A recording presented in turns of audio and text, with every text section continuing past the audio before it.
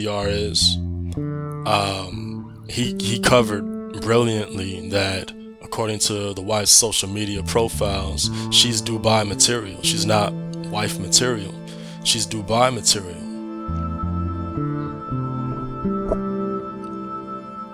So when you take a woman like that gets around a successful man that checks all of her boxes, but she's married, she knows she has to get a little more creative in how she comes on to this guy. Welcome to Ask a Wise Guy, the podcast where we take today's top stories, break them down, and give you the insight you need. Augustus V is here to dive into the headlines, answer the questions that matter, and provide the wisdom you won't find anywhere else. And don't forget to hit that subscribe button, like this episode, and share it with friends who need to hear it. Now, back to the show. Alright, what's going on? Augustus here. I just wanted to speak on something real quickly. Mainly because of you guys. I seen that the channel's been getting a little bit of traction. That's YouTube specifically. And you guys know how much I don't care about YouTube, but you know how much I do care about y'all. So, I just wanted to reciprocate the love briefly and post on something, speak on something that has been harassing my algorithm. A couple of things has been in my algorithm that I wouldn't mind speaking on. I may even touch on some of those, but I wanted to move on this one while it was hot.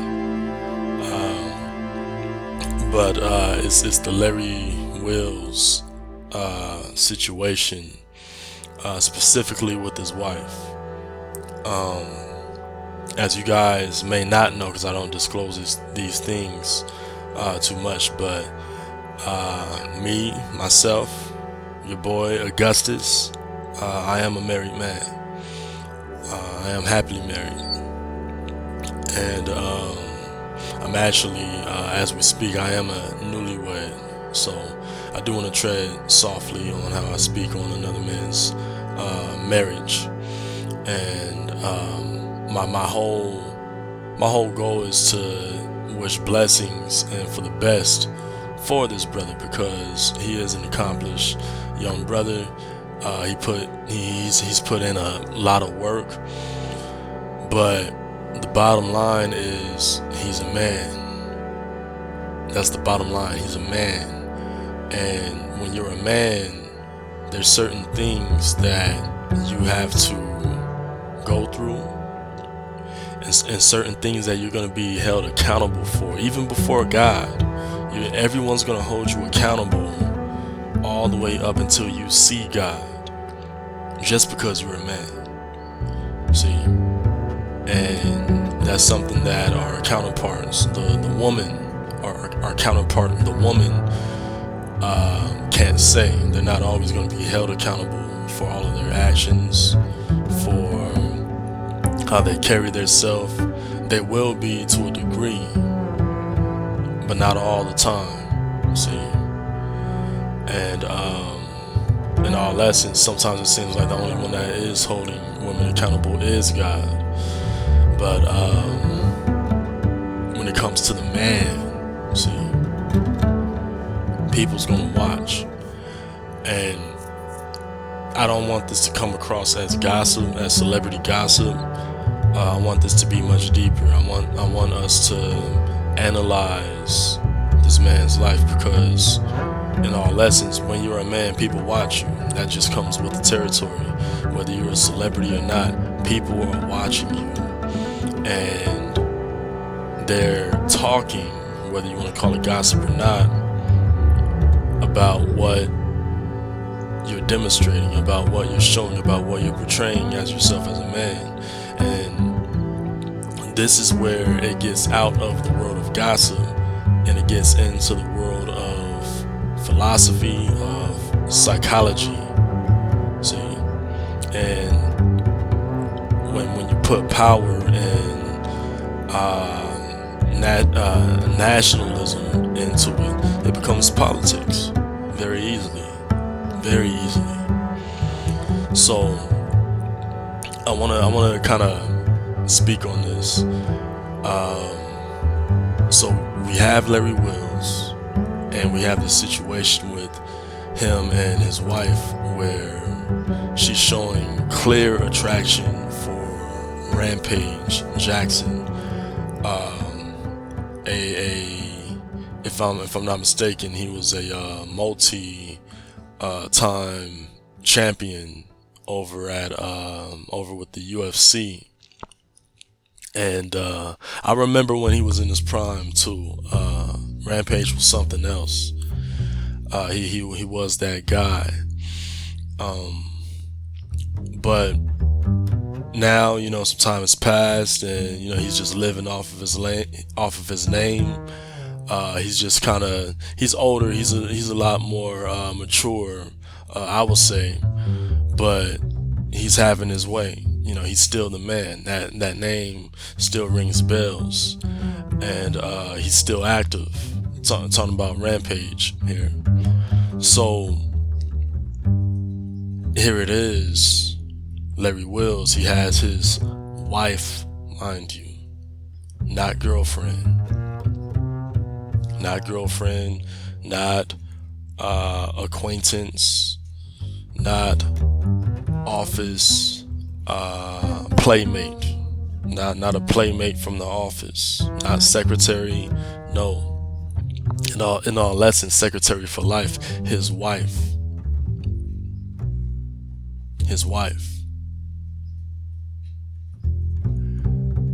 She shows clear attraction for Rampage when her husband, Larry Wills, is not around. Now, the thing with this, and see, this is why I wanted to handle this. This is why I wanted to speak on this from an ancient perspective,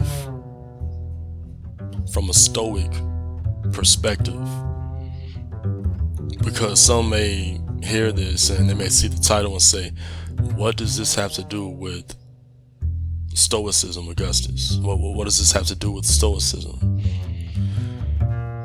But it could very easily, if it doesn't have anything to do with Stoicism, I'll say it can be affected by Stoicism. These scenarios can be avoided by Stoicism. See? Because as I said before, and as I'm going to say over and over again, Stoicism in all essence is the philosophy of manhood. Is manhood served as philosophy? And if you ask me, in all essence, philosophy is the study of manhood. And the study and practice of manhood. That's what philosophy is, if you ask me. But Stoicism is a little more specific. Why? Because we're dealing with things like self-control and self-mastery, and that's the man in a nutshell. If you wanted to take masculinity and give it a definition, is self-mastery. Is self-control. See, just the idea of control is masculine.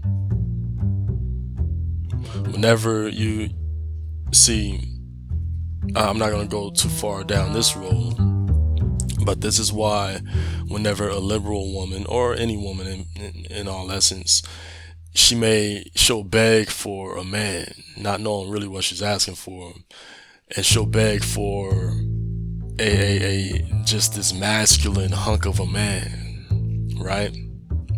Then she finally get exactly what she's asking for, if not more. And then immediately the proof is in the pudding, because what does she say about him? She said, "You're so controlling." Why are you so controlling? You have control issues. No, not control issues. See, I have control mastery. This is what it is. Did you not know what you asked for when you asked for a man? See, that's what that's about. Manhood, masculinity, it's about control. See, self-control. And then once you master the control of yourself, then you can move on to control others. And a lot of people don't like that kind of talk, controlling others. Oh, why would you want to control others? But this channel isn't for wimps, and it's not for the faint of heart. That's why I noticed the subscribers drop and fluctuate on every channel. But I know for my channel, it's because the wimps are dropping off. There's some people that may go back to my channel and they may look at some things and they say, oh, I didn't know he advocated for this. Oh, I didn't know he agreed with that. And then they unsubscribe. And God willing, hopefully they'll find solace in some other touchy-feely channel. Some Tony Robbins type stuff. But as far as over here, this is for the men. This is for those that drink their coffee black. See, and that's a little Hegelian. But it's just an example. It's an example that gets right to the point. See.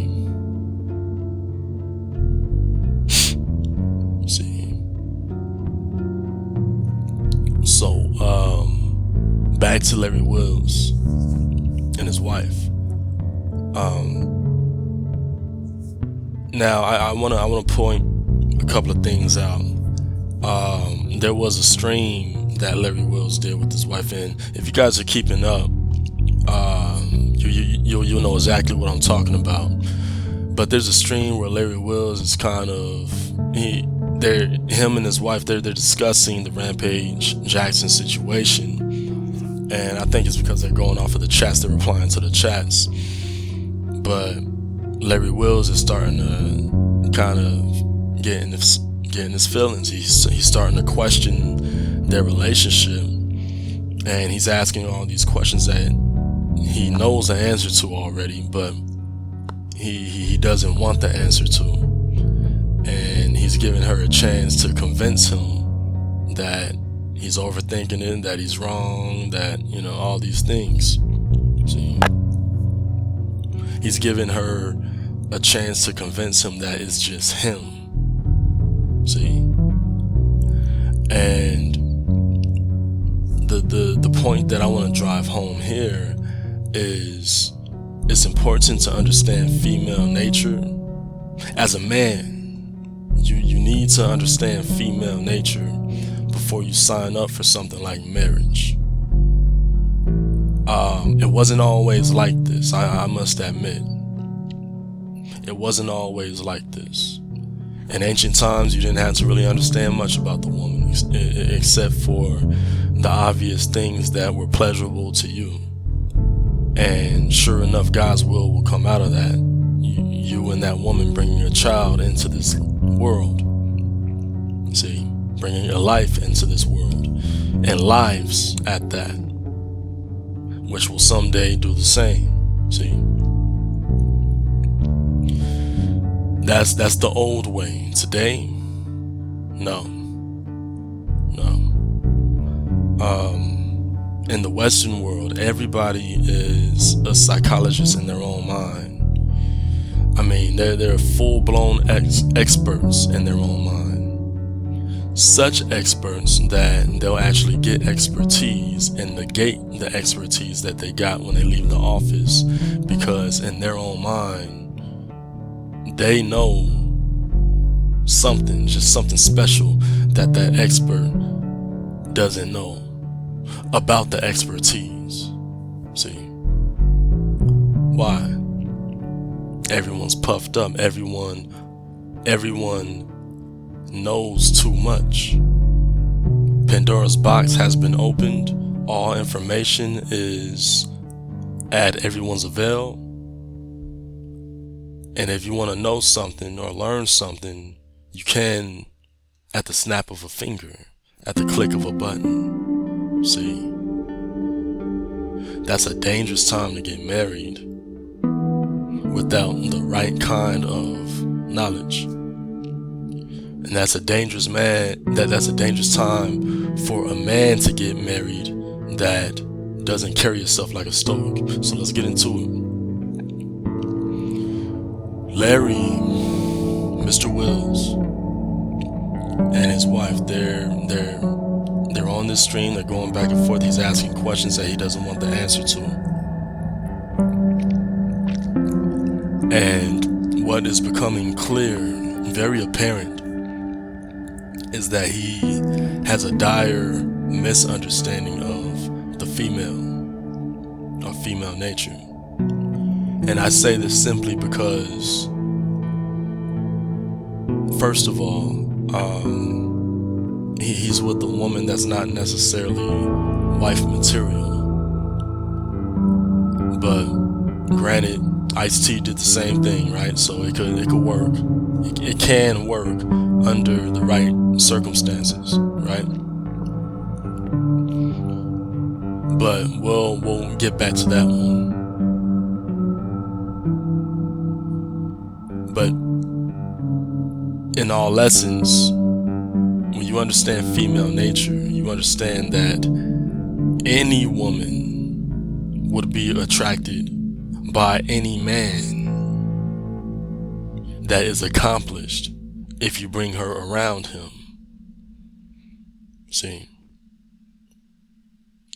any woman will be attracted to any man that is accomplished or successful. It doesn't matter what the woman's background is. It doesn't matter how she's been raised. It doesn't matter.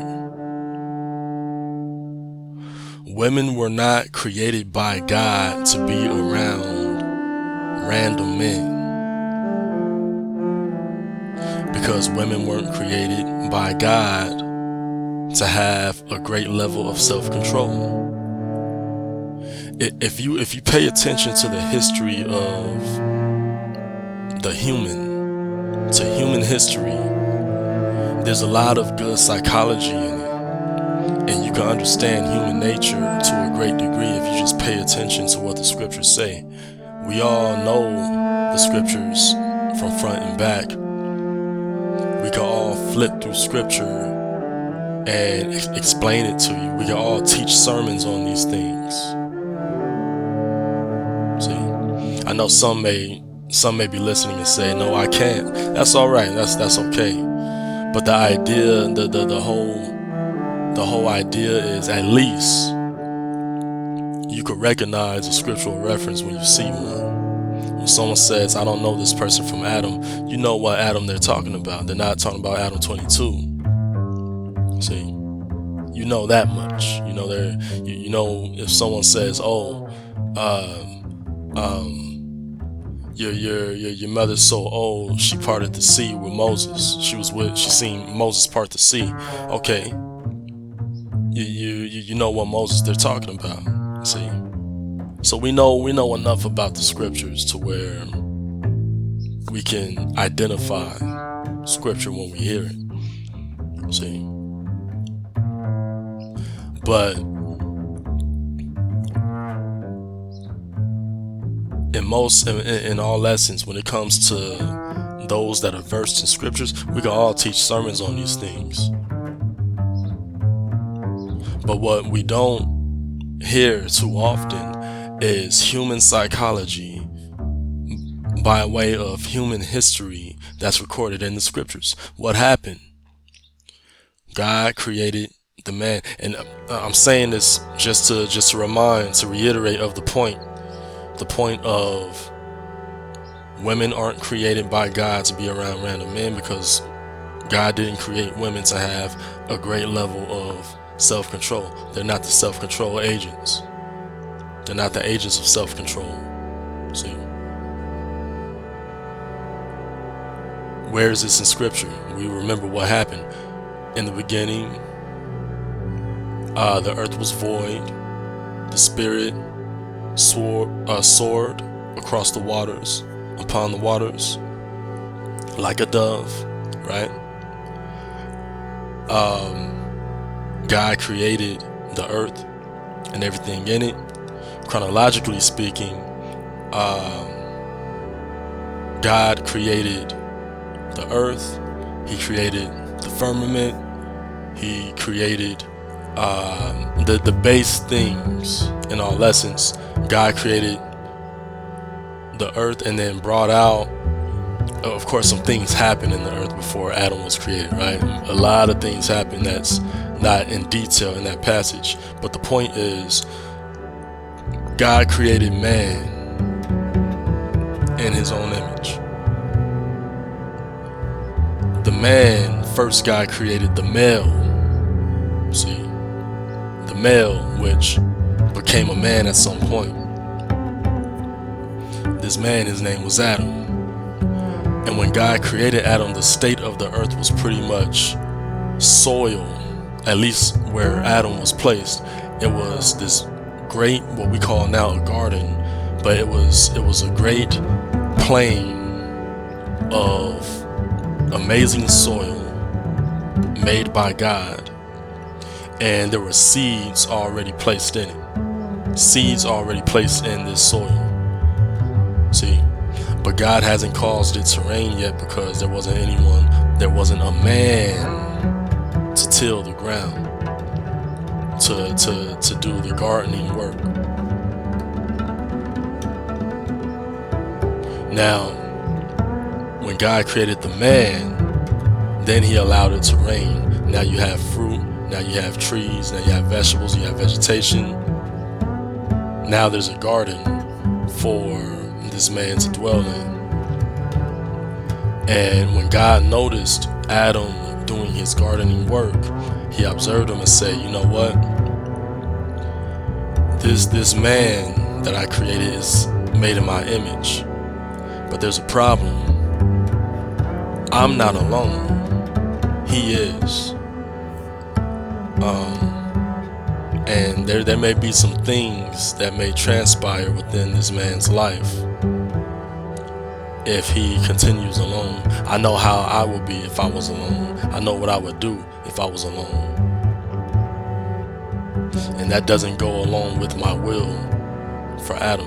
Whatever that thing is that God would do if he was alone, look, that's for your own personal studies, right? But staying on the point, God said, I'm going to create him a helper, a assistant. So what was the first thing that God created to be Adam's assistant? If you guys remember, it wasn't the woman, not yet. God created the animals, see? And God would create the animal and bring it to Adam to see what Adam would name it. Why was God seeing what Adam would name it? Because God wasn't telling Adam what he was doing. God wasn't telling Adam why he was creating these animals or why he created the first animal. God wanted to see if the name that Adam would give the animal was compliant with God's will for Adam, which is helper. God brought the animal to Adam to see if Adam will see that animal and say, oh yeah, this is a compatible helper with me. I call this animal elephant, compatible helper. He didn't say that when God brought the elephant to him. See? If that was the first animal, just for the sake of the conversation. See? When God brought the elephant to Adam, he gave it a different name. See? It wasn't compatible helper. So God said, all right, let me get more creative. Create something else, brings it to Adam. Adam says, wow, this one reminds me of myself very much, and we could do some damage in this garden here. We could get some things done in this garden together. Lion. The definition, the meaning, you are majestic. I call you lion. God said, oh, I don't see compatible helper in that name. See, God says, all right, let me start creating some stuff in the water. Maybe he'll find a compatible helper in the water. Creates all the fish of the sea. Then he says, all right, let me create some stuff in the air, all the way up to the eagle. Not one compatible helper. See, so God said, all right, we're kind of going through time doing this. So he puts Adam to sleep, takes one of Adam's ribs, see, and creates the woman out of this rib. He does what he does with Adam, but he takes this one, he takes this creation out of Adam's being. Why? Because God's trying to give Adam a reason to say that this is a part of me. This is a helper. This is my compatible companion. So God had to take something out of Adam and let Adam know this being came from out of you. For Adam to say, okay, this is a compatible helper, all without God telling him why he's creating these beings for him, why he is creating this woman for him. See, now at this point, when God creates the woman and brings her to Adam, of course Adam gives the title that we're familiar with, woman, which of course wasn't the original term, right? But is what we use today. And he says, this woman comes from out of my flesh. So I'm going to call her woman. And God said that it was very good, which means that in the original translation, it should say something akin to, this is my compatible helper. That's what the context should be of what Adam was saying about the woman when God brought her to him. I know I'm kind of going deep into this. We're just talking about Larry Wills, right? And his wife. But people don't understand female nature still to this day. With all the information that's out there, this guy is very accomplished. He's very successful. He could afford therapists. He could afford psychologists. He could afford expertise. He can afford all those dating coaches. He could afford all the seminars on women. He could afford all those things, but yet no understanding of female nature. That's why we're going deep. That's why we're doing this. See? So, God creates the woman for Adam. And God says that this is very good. And what's happening is Adam and his wife, Eve, which her name isn't Eve yet, they're so closely linked to each other that she actually didn't even have a name. Her name was Adam the woman. So you had Adam the man, and then you have Adam the woman that shared the same name. See, to kind of modernize it, if it was a first and last name, his name would be Adam man, or or you could say man, first name man, second name Adam, her first name woman, her second name Adam, in modern context, right? But they shared the same name. That's how close they were together. And let me knock out the equality idea. They weren't equal. Adam was the head. You have to remember, Adam named the woman. She didn't name herself. So who's the leader? Who's the head? See? The second reason why Adam was the head here and they weren't equal in rank is because God told Adam not to eat of the tree of the knowledge of good and evil. For in the day that ye eat of it, you shall surely die. But when the serpent asked Eve what God said about the tree, she said, they shall not eat of the tree or touch it, for in the day that they do so, they'll surely die. What does that tell you? When Adam told, well, first of all, that tells you that Adam told Eve what God said about the tree. And Adam put a little bit of spin on it because he didn't want her to touch it. He didn't even want her to touch it. And in his mind, he said, there's no way she's going to even care about that tree. There's no way she's even going to care about the tree because I told her, don't eat of it. I told her that God said don't eat of it. And I told her that God said don't touch it. See? But what happened?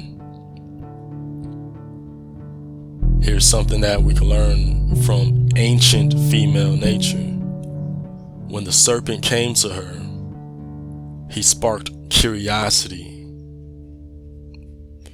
And he said, why aren't you eating from this tree? This is where all the wisdom is. This is such a good tree. This is the tree of knowledge of good and evil. It's the tree of wisdom. Why aren't you eating from this? And she said what Adam told her that God said. She said this to the serpent. God said, don't eat from this tree, for in the day that you eat of it or touch it, you should surely die. And then what did the serpent say? He started to work some curiosity into her about this tree. He said, no, God is playing you. Don't you see? Can't you see what's going on? God knows that this is where all the wisdom is, and he knows that if you eat from this tree, you'll become like him, knowing good and evil. See, God knows good and evil. You don't. So whatever it is that he can do, you could do it too if you just knew good and evil. See, he doesn't want you to compete with him. He doesn't want you to be his competitor. And then she said, oh, really? Didn't even question what she was hearing from the serpent. She got so filled with curiosity, so full of impression by this thing, by this tree, that she didn't even question what she heard about God. But she questioned God. And really that was the birth of the woman's enmity with God. That's, if you notice, God's kind of hard on the woman. he has been throughout all of history. Throughout all of the Bible, God's been a little hard on the woman. You know, because this is the birth of it. This is the birth of the enmity. When the serpent said that to Eve, she said, oh really? That's how you feel, God? You want to hold out on me and Adam? We've been serving you diligently. Female nature, ungratefulness. ungratefulness, and entitlement. That's in the ancient woman. This is the woman at her prime. This is Eve we're talking about. See? And some may say, well, God messed up, because why did he create the woman to be like this? No, God didn't mess up for this. There's a method to this madness. And I say that reverently. I say that loosely. But there's a method to this. There's a reason why God created the woman like this. See? But we'll probably close with that reason, because that is a good fact, a good point to close on. That'll be a nice point to close on. But getting back to the story, getting back to female nature, the enemy played on that. The serpent played on that, and he said, look, this is what's going on. God's playing you, and he doesn't want you to compete with him. He doesn't want you to be as great as him. He let her ponder on that. And he said, come here. Let me show you this tree. Let me show you what God wants you to miss out on. What he's holding out on you concerning. And scripture says that when she seen, because the serpent showed her that it was good for sight. So in other words, she inspected it. She's inspecting it at this point. She got eyes on it. She got boots on the ground. She sees that it looks healthy. It's edible. And she sees that the serpent's demonstrating this to her. He says, look, see how healthy it looks? There's no blemish on it. There's no issues with it. Then she sees that it's good for eating, or in other words, it's good for health. It's healthy. How was she able to see this? She must have seen something else eat it. See? And then she's seen how it was able to make one wise. How was she able to see that? The serpent must have demonstrated. The serpent must have took a turtle or a more lame animal, a more simple animal, maybe even a lamb. That will make sense. And give the lamb, which seems dumb at the time, a piece of this tree. Let it bite into this fruit from that tree. And then the lamb immediately changes its demeanor. It holds its head up, and it climbs the tree. Right? It does something that you wouldn't see a lamb doing every day. It puts some wisdom into that lamb, or whatever ate it. Right? This is more than likely, this is how Eve was able to see that the fruit was good to sight, that it was good for eating, and that it was able to make one wise. This is how she was able to observe these things. See? And what happened? She said, give it here. She took a bite,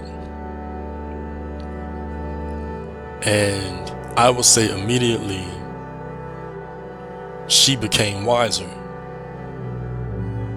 Not necessarily with the wisdom of God, because that's a whole different thing too. But there's a way that you get access to the wisdom of God. That's another topic for another day. If you guys are following me, if you guys have been following me for a while, you know some of these things anyway. You know how you get the wisdom of God. But she was filled with a wisdom. She ate from this fruit. She became wiser. And then scripture says she gave the fruit to her husband, which was with her. Not when the serpent was tempting her, because scripture would have made it clear if Adam was with her when she was being tempted, it would have said that the serpent was tempting them. That's just common sense. But she took the fruit to Adam, and she used that wisdom that was in that fruit to trick him into eating the fruit. See? And by the time God is asking them what happened to them, she's blaming the serpent. Or actually, Adam's blaming her, saying, the woman you gave me tricked me. And then she's blaming the serpent. Well, this serpent tricked me. See? And that goes more into female nature. The woman's not going to hold herself accountable. She's not going to take accountability.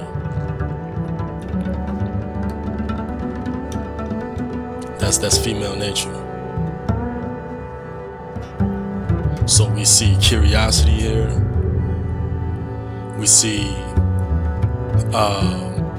that impression, high impression, very impressionable. See, we see a desire for more, or in other words, ungratefulness. When everything's good, when they're getting everything from God, she had to question it and say, why is it not? Well, why is he holding out on us? See, this is female nature in all essence. And like I said, there's a method to this. There's a reason why God created the woman like this. See, and we will get to that.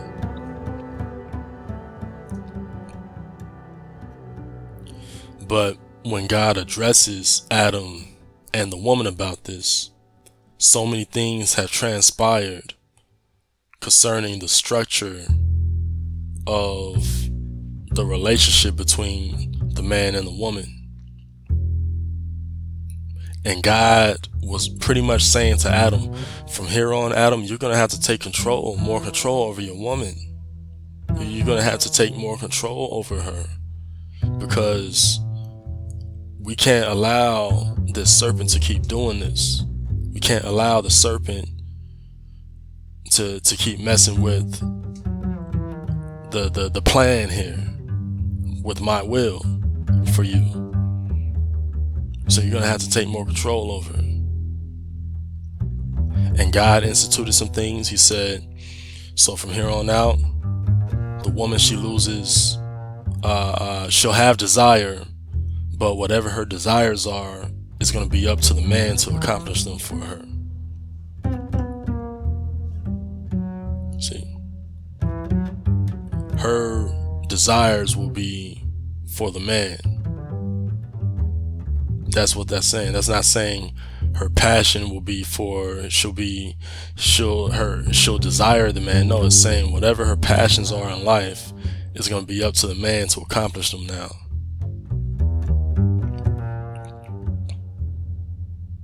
Whether that's helping him with the garden or anything that her passions may have been, now she has to depend on Adam, on the man, to accomplish it. See, God said now when the woman gives birth, it's going to be excruciating. This is going to slow down the birth rate, because we don't want to have too many children being born into this world at a time. Not too many at a time when the woman is operating like this, when a woman is liable to betray me in my garden that I've created for them. So we don't want to have too many children in this state. Adam, the man, work is going to be harder for you now. Now fruit, vegetation, your food is going to come from the sweat of your brow. Why did God say that? Because God wanted to make sure that Adam inspected to the core. God wanted to make sure that Adam analyzed to the core every fruit and vegetable that was coming into this world, from being planted to bearing fruit. God wanted Adam to observe every part of the process. See, why? To make sure that it didn't, that there's no perverted vegetation or agriculture being cultivated, being grown. See, now, off from that crash course on female nature, I hope you guys get why I did that. But back on Larry Wills and his wife. You don't allow, it's not God's will for women to be around random men, especially successful men. Because guess what they're going to want to do with these men? If they're married, they have to get a little more creative in how they're going to do it. If they're not married, then it is what it is.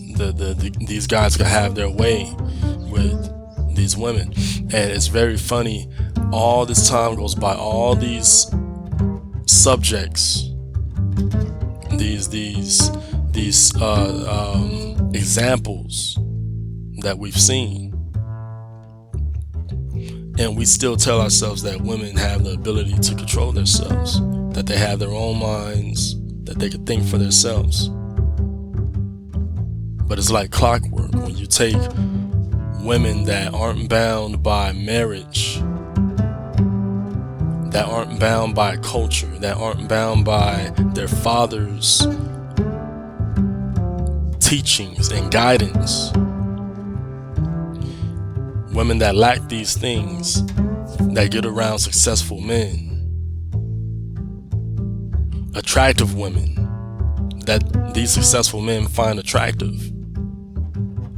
We tell ourselves that these women will still have a mind of their own and have enough self-control to not be devoured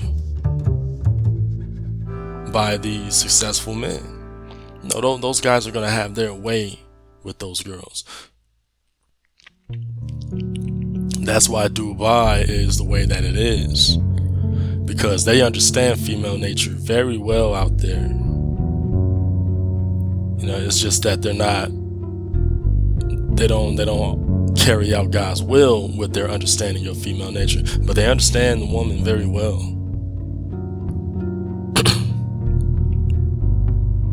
And there's so much craziness that goes on over there. Whenever you get caught up, whenever a woman gets caught up, they don't even incarcerate her, they don't imprison her, they don't imprison the guy that did whatever to her. They just say, all right, well, you got caught up in an altercation, okay, well, you're banned from Dubai. Just go back to your country and don't come back, and we'll call it even. It doesn't matter what happened to the girl. The girl could have came to Dubai with all 4 limbs and end up in court without any. Doesn't matter what happened to her. They're sending her back home and banning her from the country with no justice. And guess what? All the women know that this is how it works, and they still keep going. Why? No minds for themselves. They can't think for themselves.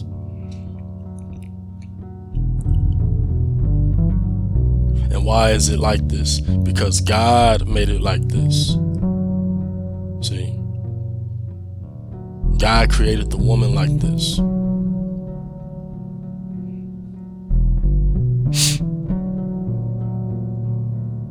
So when you look at Larry Wills and his wife, which MTR, if you guys know who MTR is, he covered brilliantly that according to the wife's social media profiles, she's Dubai material. She's not wife material.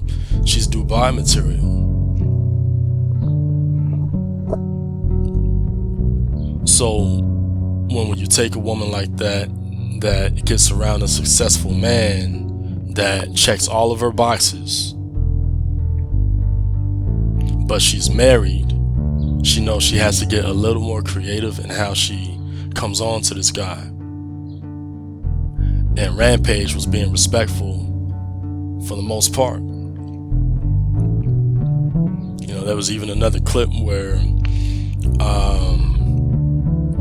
Mr. Wills was joking about Rampage taking his girl or being attracted to his girl, and Rampage was saying, no, just keep me away from her. Trying to be respectful to Larry Wills, like, you know, he's young and he's dumb, but I'm still gonna respect him. That's his wife. He married the girl. See? And you know, it's unfortunate. A lot of brothers that's covering this story, they feel sorry for him. You know, and in all essence, you do want to feel sorry for him, but you can't feel sorry for a man. And I'm not gonna say he's not a man, but when it comes to his masculinity, he has to get his dealing with women to catch up to his masculinity. He needs to be more masculine in how he deals with women. I don't know enough about him to make a clear distinction or a clear judgment on if he's a man or not. He's a male, we got that covered, but whether he's a man or not, I don't know enough about him, and I'm not trying to go there, not for this topic. Now, if more keeps coming out about this, then yeah, I just may do a follow-up video on it. And we're hitting the hour mark, so I'm gonna try to wrap this up. But as a Stoic, to hit this from a Stoic perspective, as a man, you have to have self-control and self-mastery over yourself. And when you take on the responsibility of marrying a woman to be your wife, you have to take control over her. You have to take control over your wife. But you have to have the wife type material. You have to be marrying a wife. You can't be marrying a concubine. You can't be marrying a midwife. Is not so bad. Concubines aren't that bad either, but you can't marry a temple whore. Dubai material is a temple whore. A woman that has sexual escapades for spiritual reasons, for the purpose of pagan worship, for the purpose of demon worship, or the worship of gods, lowercase g. That's a temple whore. That's Dubai material. That's what they're doing in Dubai. That's what beautiful, attractive women are doing in Dubai. I spoke with one good brother, and he told it to me like this, because I got no reason to really frequent Dubai. I got no real reason to be out there like that, but I was out there for personal reasons.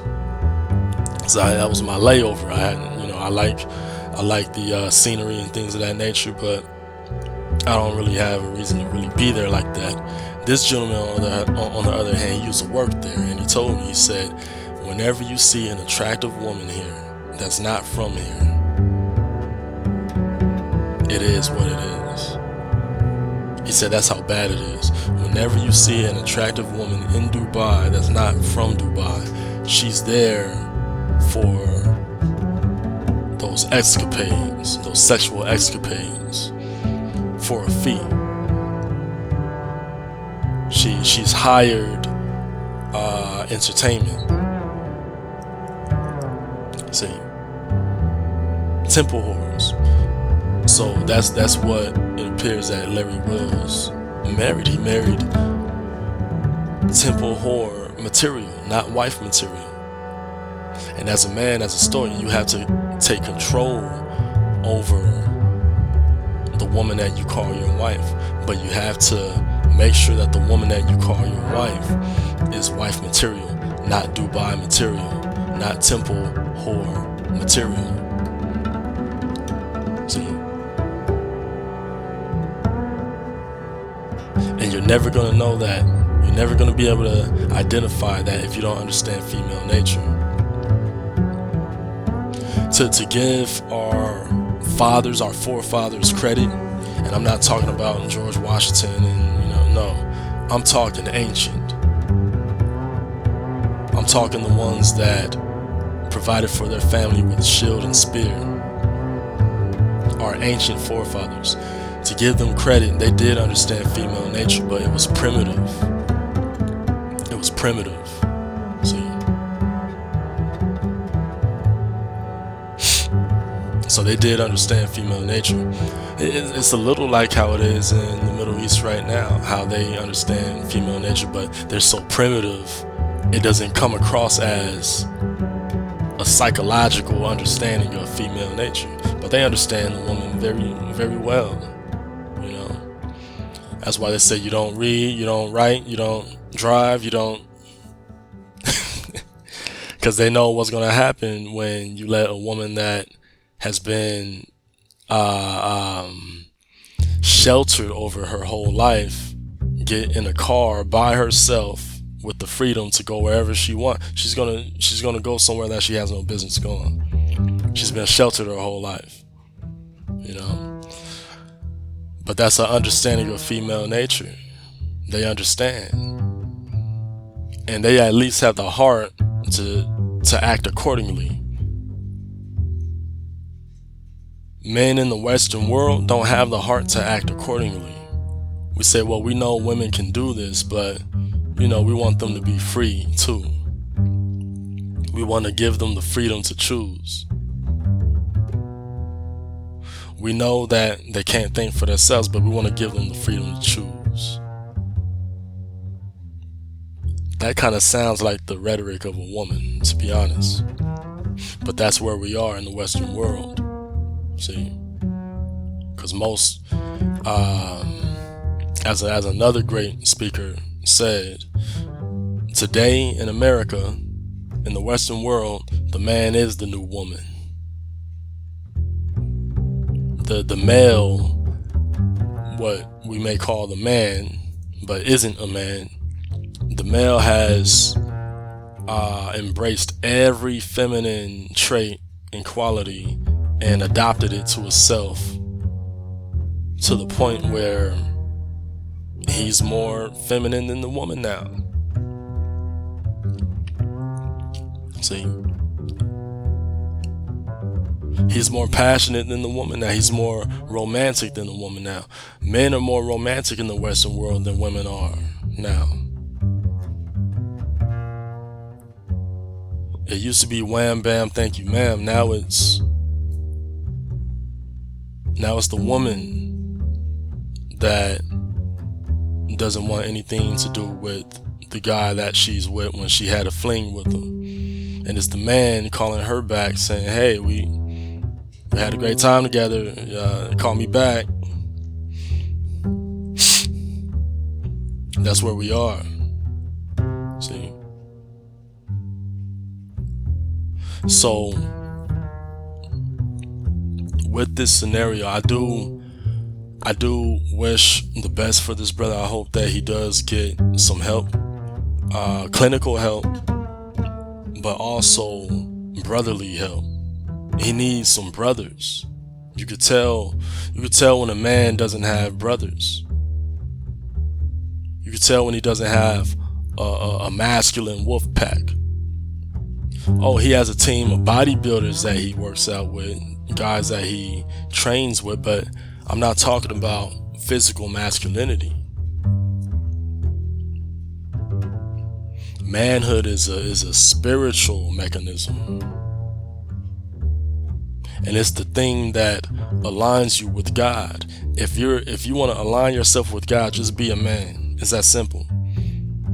If you want to do God's will for your life, you don't have to go to a prophet, have people pray for you, memorize the scriptures front and back. You don't have to do that. If you want to fulfill God's will for you in your life, be a man. That's how simple it is. Why? Because that was God's original purpose for man in the first place, to just be what he created him to be, a man. God is very simple. At least he's simple to us. He's simple for us. He made himself very simple for us. Let me see, I just seen something. I'm on Wikipedia. Didn't even get to read the Wikipedia, but Larry Williams was born in Manhattan and spent his early childhood in Bedford. Not gonna state that I'm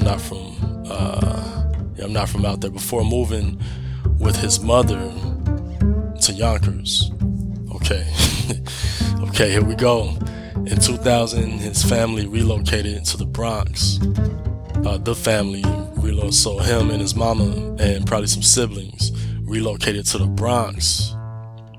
Following family circumstances, Williams began living with his grandmother at age 6. He's a matriarch. He was raised by his mama. See? So this man, as the bodybuilding is clearly something that he did to compensate for all this feminine energy that he was raised around, and he never had a father figure to get that out of him, to get that boy out of him, to cultivate him and show him how to be a man. And we're seeing it with his dealings with his wife. I hope for the best for this man. I'm not going to say that I hope for a divorce. It's just, in all essence, he didn't marry the wife type. It may be able to work out, but for this to work out, there's going to have to be a point where he first of all understands female nature. He second of all accepts that he didn't marry the wife type.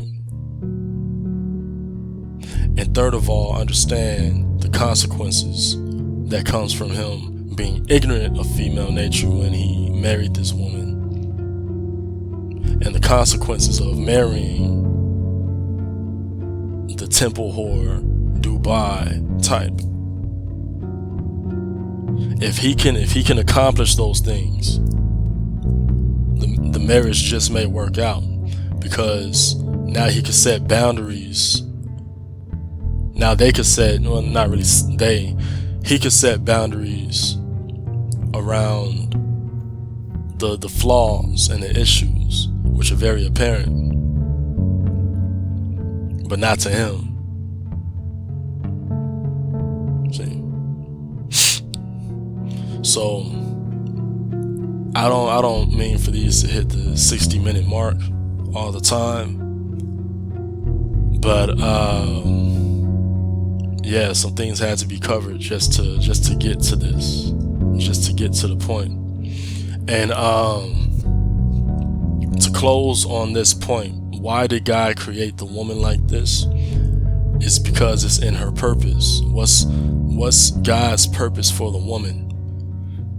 To be a compatible helper to the man. Now, mind you, when God said, I want a compatible helper for the man, God created an animal. This means that in God's perfect will, God wanted the man to dwell with a being that was much, much, much, much, much more submissive to him.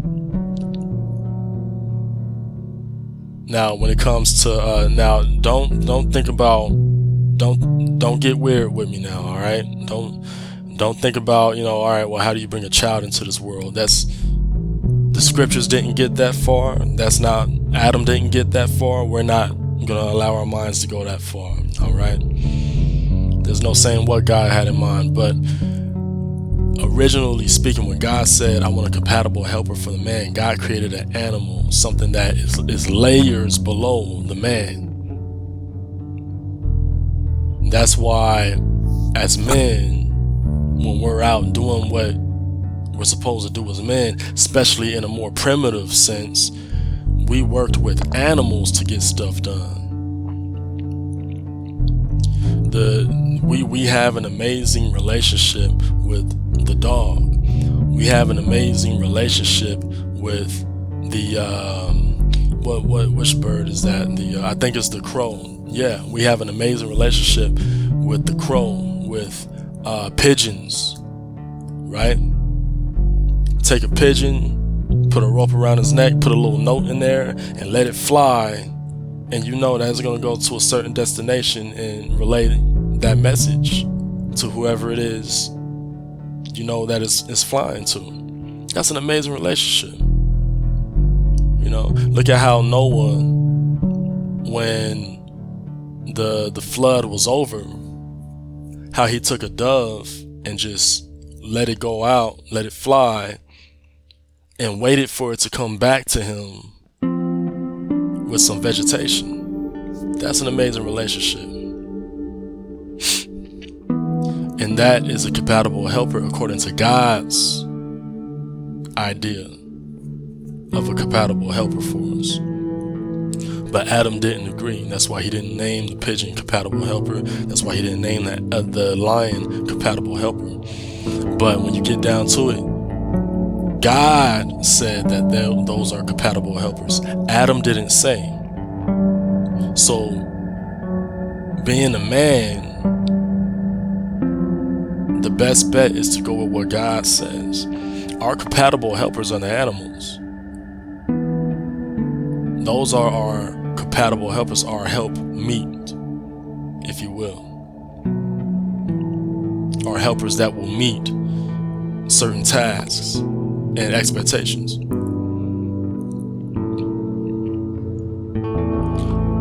But it was Adam that said that these beings aren't compatible helpers. It was Adam that said that needed the woman. It was the man that needed the woman to be created and brought to him, for him to say, this is my compatible helper. So in all essence, it was the man that wanted a being that was much more on his level and much more relatable to him. That wasn't God's original will, but that was the man's will. See? So relatability, as much as we love it as men, we have to understand that that's not God's original will for us when it comes to having someone that has to submit to you. And this goes more into female nature. This is why it's hard for women to submit to us, because we're the ones that asked God or agreed with God that the one that we'll have submitting to us our whole lives will be on our level. That was Adam's doing. That was the man's doing. But God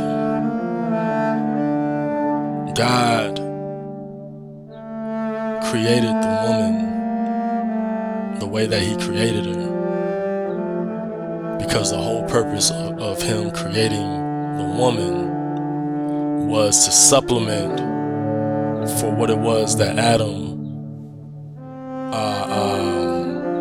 for what appealed to Adam. When God created all the animals and God seen how Adam responded to the animals, God said, okay, well, this is what he likes, this is what he doesn't like. And then when he created the woman, he said, let me take everything that I learned from his interactions from these animals and give it to him. So the reason why, I hope you guys are keeping up, but here's the punchline. This is my closer. The reason why God created the woman with the flaws that we call flaws, but with the personality, with the qualities that she has. The reason why God created the woman the way that she is because that's what man wanted in the first place.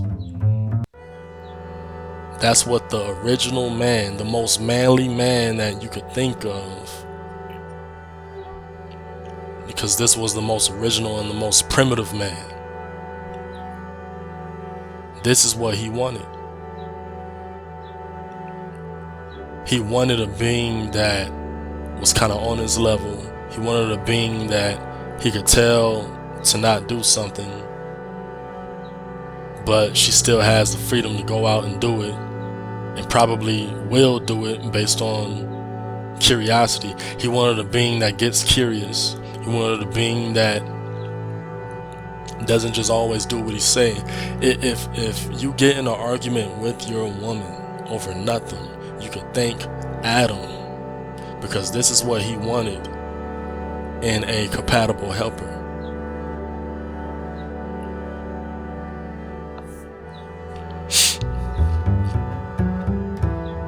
Whenever you see any flaw from a woman, you could thank Adam, because Adam wasn't happy enough with the lion. Adam didn't call the lion compatible helper.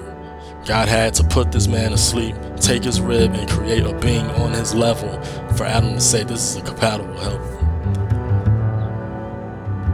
Whenever your woman is challenging, testing your masculinity, your manhood, for no reason, it's just a Wednesday, you could thank Adam,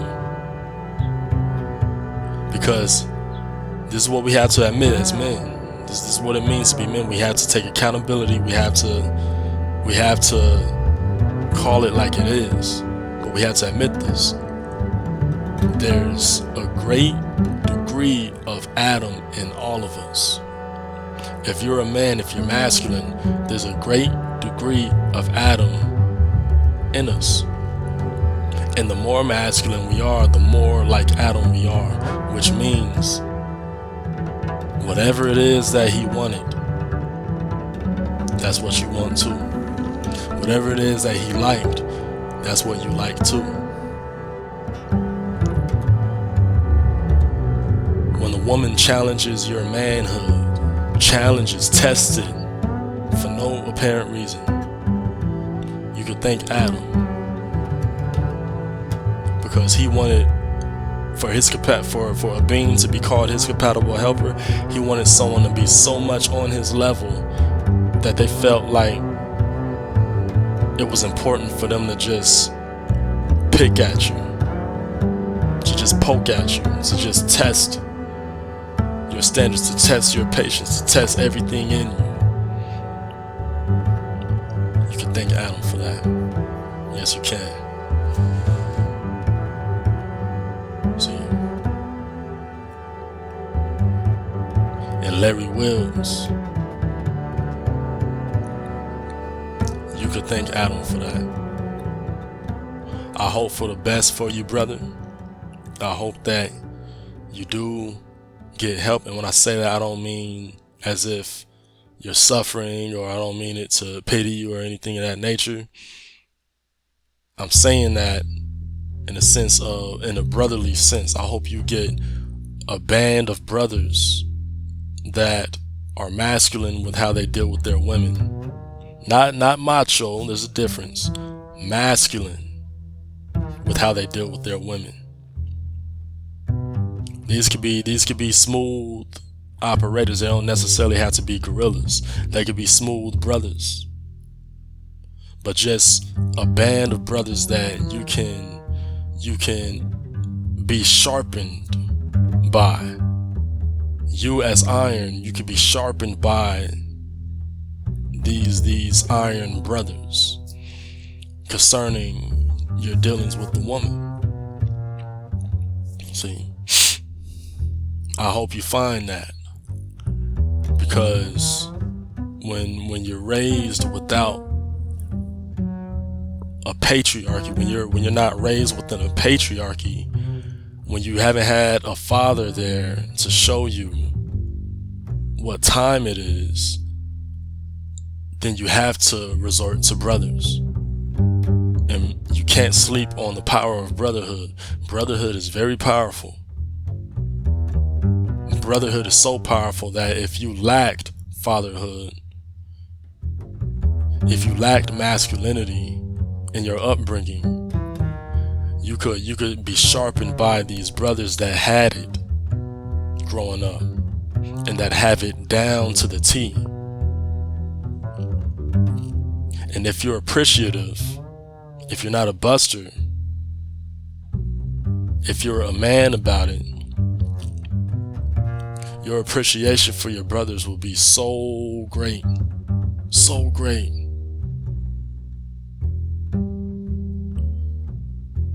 So great. Tears will come to your eyes when people will mention these brothers to you. And some may say, man, that's too close. That's too. No man should ever be that close to another man. That sounds a little weird to me. Say that to SEAL Team 6. When they asked that gentleman that was caught up in that Benghazi situation if he missed fighting, putting his life on the line for this country, he went into tears.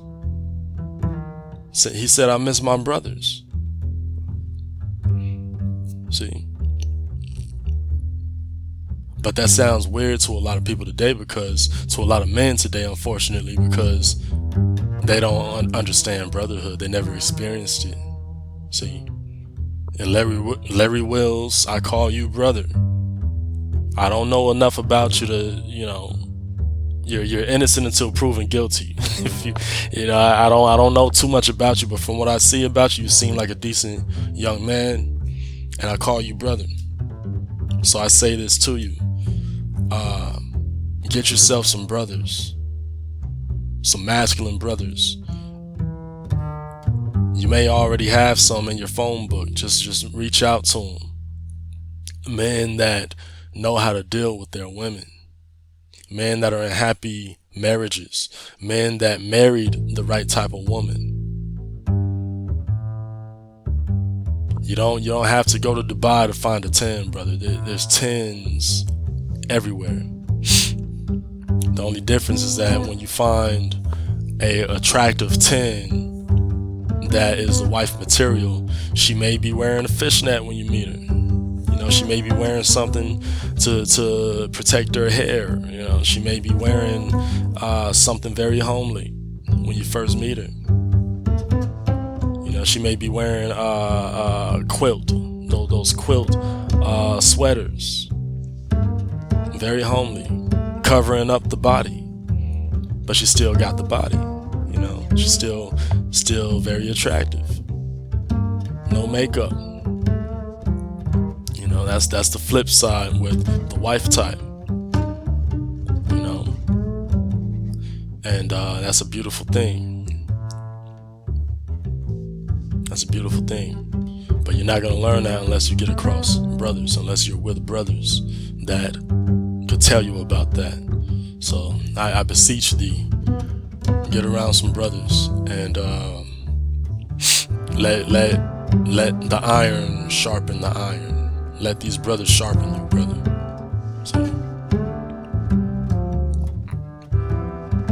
So that's that on that. Like I said, I wish for the best for this brother.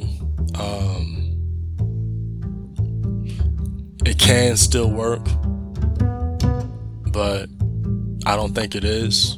I hope it still works. The marriage divorce isn't a good thing, and I haven't seen a circumstance bad enough for there to be divorce.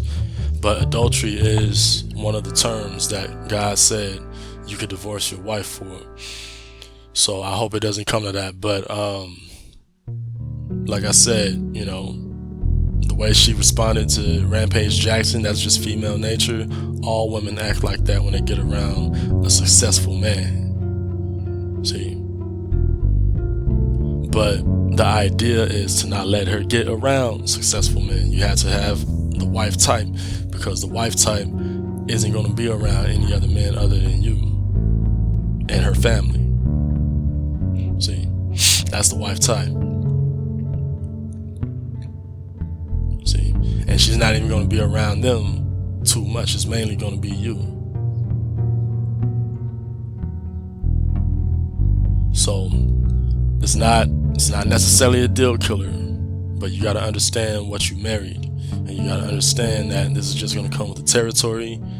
You are playing with deep waters, but it's fine. It's not necessarily a deal killer yet. Once she cheats, then it's a deal killer. But I hope it doesn't come down to that. I hope you get across some brothers that can sharpen you, so that you can go about your marriage in the best way. And for all of you brothers listening on this, my objective was to make a conductive, not entertainment. I don't want to entertain using other people's lives, but I wanted to make a productive breakdown of the situation. And you could tell, that I wanted to put some love in this, man. I wanted to make sure that this was done with love, and from a masculine place, not chatty patty, not gossip, but from a place of love, where this is an issue, but this is how it could be mended. This is the issue. This is why it happens. This is why it happened. This is what's happening, but this is how you can mend it. See? And that was the goal here. So, like I said, I did this because I seen some love on the channel, so I wanted to give some love back. I don't know how much more I'm going to be posting or how often. I do have some other books that I'm working on, and as you can tell, I have a life outside of YouTube and just all of the other video outlets. But yeah, when I see love, I'm gonna give it back. So I appreciate y'all. Appreciate the new subscribers. Cuzzo, I see you. Love you. And yeah, thank you guys for watching. Thank you for liking. Thank you for subscribing. Stay wise.